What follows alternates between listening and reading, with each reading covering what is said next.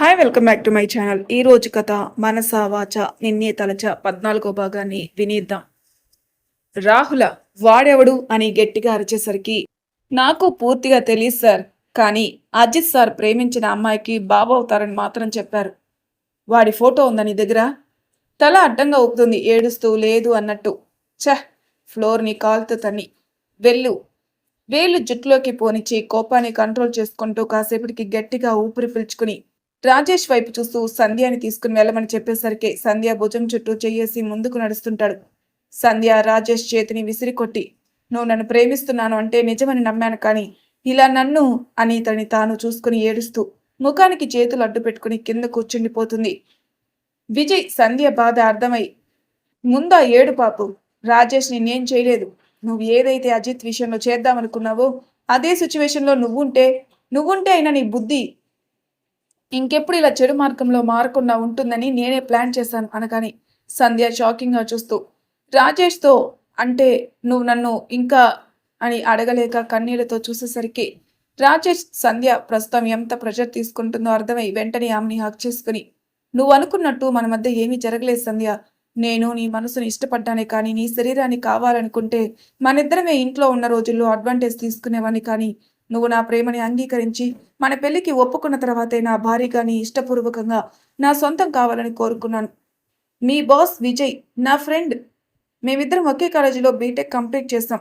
అప్పటికే తనకు నా లవ్ మ్యాటర్ తెలుసు. రీసెంట్గా కలిసాం ఫ్రెండ్ పార్టీలో. నా వాల్ పేపర్గా నీ పిక్ మీ చూసి అడిగితే నేను ప్రేమించింది నిన్ని అని చెప్పి కాసేపు మాట్లాడొచ్చేసాను. ఇదిగో మళ్ళీ నీ వల్లే నేను ఇక్కడికి రావాల్సి వచ్చింది. అయినా వాడెవడో ఫోన్ చేసి బెదిరిస్తే నువ్వు ఎలా భయపడ్డా? కనీసం నాతో చెప్పాలని కూడా అనిపించలేదా అని అడిగేసరికి సంధ్య తలదించుకుని, సారీ, నాకు నిజంగా ఆ టైంలో ఏం చేయాలో తోచలేదు. నాకు మన ఫ్యామిలీ అంటే ఇష్టం లేకపోయినా వాళ్ళు సేఫ్గా ఉండాలనే కోరుకుంటాను. ఎప్పుడు అత్తయ్య నానమ్మ గుడికి వెళ్ళినప్పుడు తీసిన పిక్ సెండ్ చేసి వాళ్ళు క్షేమంగా ఇంటికి తిరిగి రావాలంటే తను చెప్పినట్లు చేయాలన్నాడు. అందుకే. విజయ్ మాట్లాడుతూ, చూడు సంధ్య, మనకు దక్కదని తెలిసి దానికోసం ఆశపడకూడదు. నువ్వు ఆ రాహుల్ చెప్పినందుకే ఇదంతా చేశావంటే నేను నమ్మను. నీకు అజిత్ అంటే మనసులో ఏ భావం లేదు, కానీ ఆస్తి అనుభవించొచ్చని అత్యాశతో నిజమైన ప్రేమని దూరం చేసుకోవాలనుకున్నావు.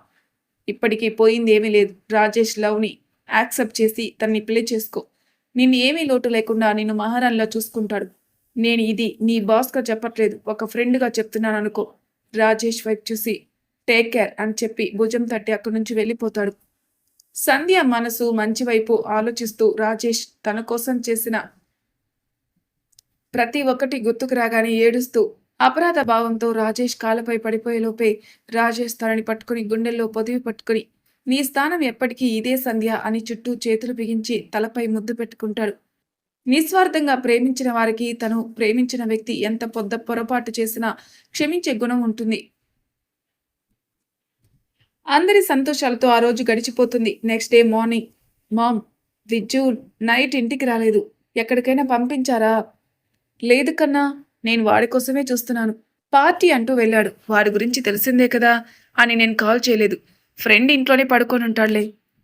అప్పుడే మమ్మీ అంటూ వచ్చి సుభద్ర గారి బుగ్గపై ముద్దు పెట్టుకుని భుజంపై తలపెట్టి, నిన్ను మిస్ అవుతున్నాను, వచ్చేసా అంటూ చిన్న పిల్లల్లా చెప్తున్న విజయ్ని చూసి అజిత్ నవ్వుకుంటూ కిందికి వచ్చేసరికి గౌతమి గారు వాళ్ళిద్దరిని చూసి, వీళ్ళ బంధం ఎప్పటికీ ఇలానే ఉండేలా చూడు దేవుడా అని మనసులో అనుకుని అజిత్ డైనింగ్ టేబుల్ దగ్గర కూర్చోవడంతో గౌతమి అజిత్కి సర్వ్ చేస్తుంది.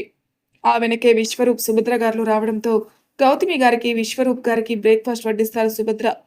విజయ్ సంధ్య టెన్షన్ వదలడంతో ప్రశాంతంగా షవర్ కింద నిలబడి ఆలోచనలన్నీ పక్కన పెట్టి ఫ్రెష్ అయి రెడీ అయి కిందికి వచ్చేసరికి అజిత్ ఆఫీస్కి వెళ్ళడానికి రెడీగా ఉంటాడు. విజయ్ కోసం వెయిట్ చేస్తూ సోఫాలో కూర్చుని ఉంటాడు. విజయ్ బ్రేక్ఫాస్ట్ చేసి అజిత్ దగ్గరకు వచ్చేసరికి, మామ్, ఆఫీస్కి వెళ్తున్నాం అని చెప్పి ఇద్దరు ఆఫీస్కి స్టార్ట్ అవుతారు. ఆఫీస్కి వెళ్ళంగానే జరిగిందంతా చెప్పి సంధ్య వెనక ఉండి ఈ కథను నడిపించింది రాహుల్ అజిత్. ఐ థింక్ ఈ రాహుల్ ఎవరో నీకు తెలిసే ఉంటుంది, ఎందుకంటే అమూల్యకి బావ అవుతాడని తెలిసింది. అండ్ నేను నైట్ ఇంటికి ఎందుకు రాలేదు తెలుసా? మొన్న పబ్లో ఒక మిడిల్ ఏజ్ పర్సన్ మాటలు అనుమానం కలిగించాయి. తను ఏ హోటల్లో ఉంటాడో తెలిసి నైట్ ఆ హోటల్కి వెళ్ళి చూశాక రాహుల్ అంటే ఎవడో అర్థమైంది.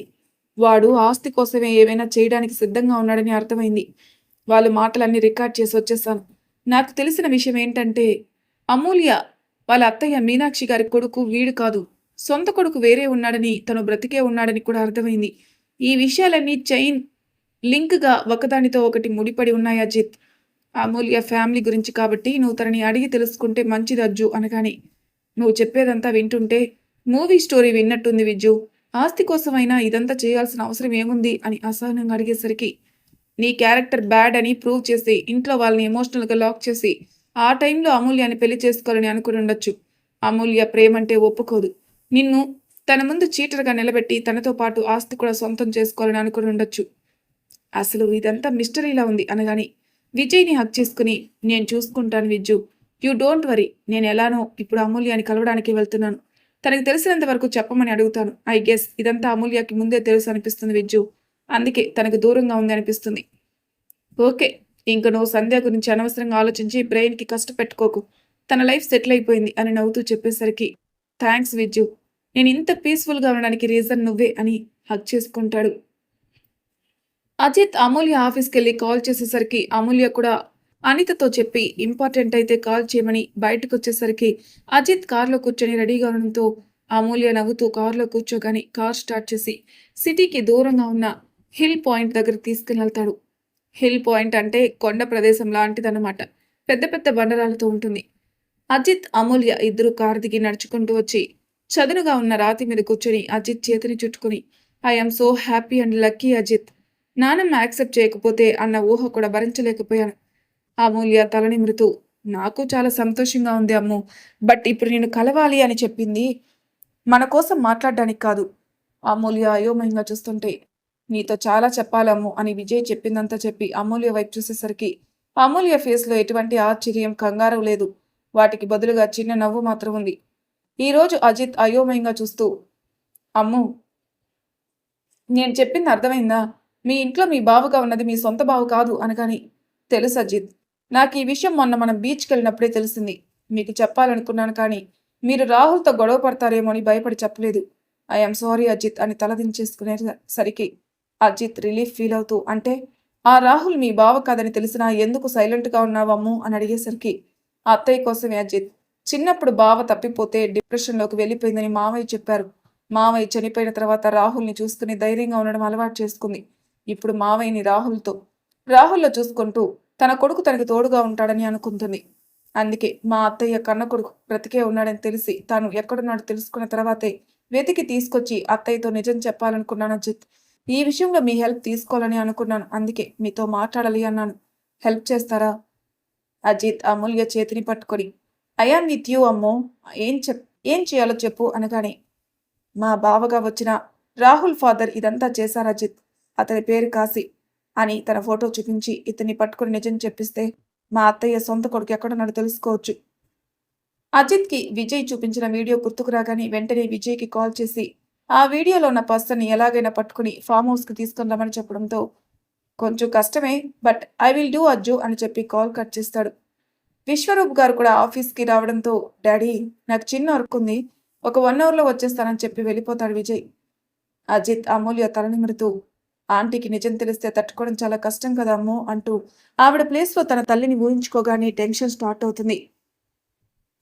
విజ్జు పేరెంట్స్ కూడా వచ్చి తనని తీసుకొని వెళ్ళిపోతే మామ్ ఆ సిచ్యువేషన్ ఫేస్ చేయగలదా అన్న డౌట్ వస్తుంది. తల విదిలిచి అమ్ము వైపు చూడడంతో అమూల్య అజిత్ చేతిని పట్టుకుని, మీతో ఇంకో విషయం కూడా చెప్పాలి అజిత్. ఏంటమ్మో అని ఆశ్చర్యంగా చూస్తూ అడిగేసరికి, నిన్న మీరు వచ్చి వెళ్ళిన తర్వాత ఈవినింగ్ దేవ్ వచ్చాడు. ఈ దేవ్ ఎవరు అయోమయంగా చూస్తుంటే, మా పెద్దత్తయ్య కొడుకు అనగానే, మీకు ఇంకో అత్తయ్య ఉన్నారా? నాతో చెప్పలేదు మరి. ఇప్పుడు అత్తయ్య మామయ్య ప్రాణాలతో లేరు అజిత్. మా పెద్దత్తయ్య సుమ, మామయ్య జీవన్, వాళ్ళకి ఒక కొడుకు దేవాంశ్. తనకి 4 ఇయర్స్ ఉండగా మామయ్య ఏసీపీగా ఫ్యామిలీతో తిరుపతిలో ఉండేవారు. ఆయన నిజాయితీని అతని ప్రాణంతో పాటు ఫ్యామిలీ మొత్తాన్ని నాశనం చేసేసింది. బాంబ్ బ్లాస్ట్లో అందరూ చనిపోయారని పోస్ట్ మార్టం రిపోర్ట్ కూడా ఇచ్చారు. కానీ ఆ బ్లాస్ట్ నుండి దేవాంశ్ని ఎవరో తప్పించారట. ఆశ్రమం ముందు ఒంటికి కాలిన గాయాలతో ఏడుస్తూ కనిపిస్తే ఆశ్రమం ఇన్ఛార్జ్ అయిన శారదమ్మ అని ఆవిడ చూసి ఆశ్రమంలో చేర్చుకుని దేవాంశ్ని ఆశ్రమంలో పిల్లలతో పాటు పెంచిందట. ఆ రోజు తన కనిపించిన పరిస్థితిలో ట్రీట్మెంట్ చేయించి హడావిల్లో తన మెడలో ఉన్న చైన్ని ఆవిడ ఒక బాక్స్లో దాచి ఆ విషయం మర్చిపోయిందట. రీసెంట్గా ఆశ్రమంలో పెరిగిన వ్యక్తి రావడం వల్ల ఎక్కడో పెట్టేసిన బాక్స్ మళ్ళీ కనిపించిందట. అది ఓపెన్ చేసి చూస్తే దేవాన్స్తో పాటు అత్తయ్య మామయ్యల పిక్తో లాక్ ఉండడంతో దేవ్కి కాల్ చేసి చెప్తే వెళ్ళి తీసుకుని ఆ ఫొటోస్ మా ఇంట్లో చూసినట్లు గుర్తుకు రాగానే తనెవరో అర్థమై ఆ విషయం మాతో చెప్పడానికి ఈవినింగ్ వచ్చారట.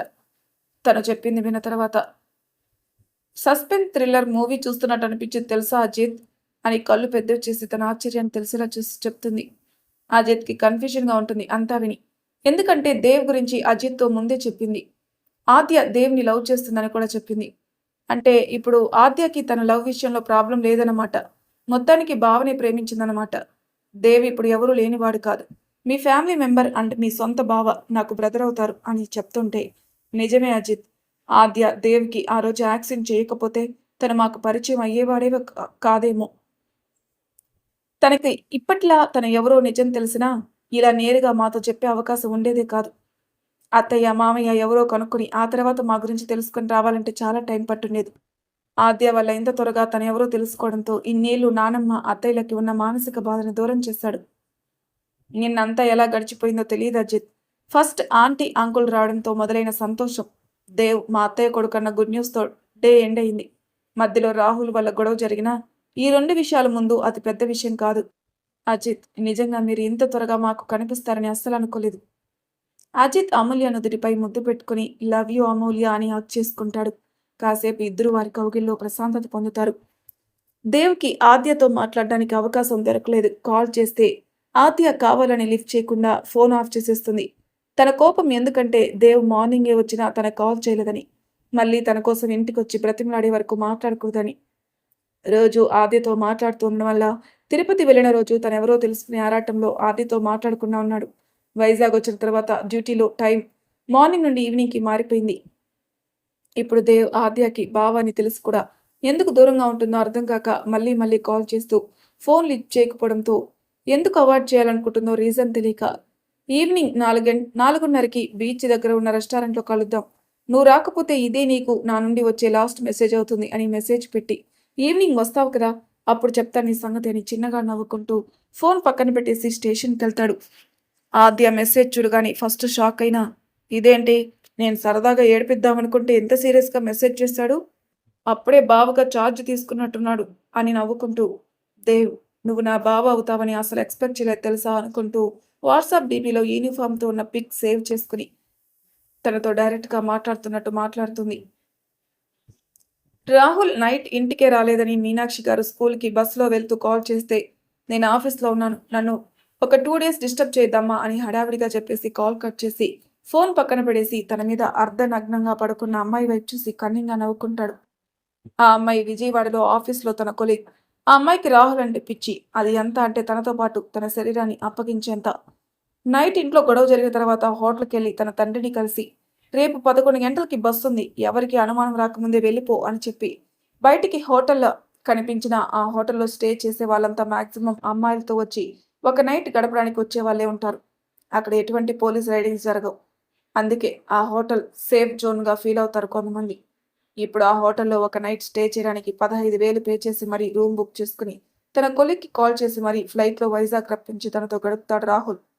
ఫోన్ కాల్తో మెలకు వచ్చి ఆ అమ్మాయి రాహుల్ వైపు చూసి చిన్నగా నవ్వుతూ బ్లాంకెట్ని మెడ వరకు లాక్కుని రాహుల్ చుట్టూ చేయి వేసి రాహుల్ నన్నెప్పుడు పెళ్లి చేసుకుంటావు అని మత్తుగా అడిగేసరికి నిజానికి రాహుల్కి ఆ ఆలోచన కూడా లేదని చెప్తే తనకి ఫ్రీగా దొరికే ఎంజాయ్మెంట్ ఎక్కడ మిస్ అవుతాడని మేబీ నెక్స్ట్ ఇయర్ అని ఇంకేం మాట్లాడకుండా చేయడానికి తనని అల్లుకుపోతాడు.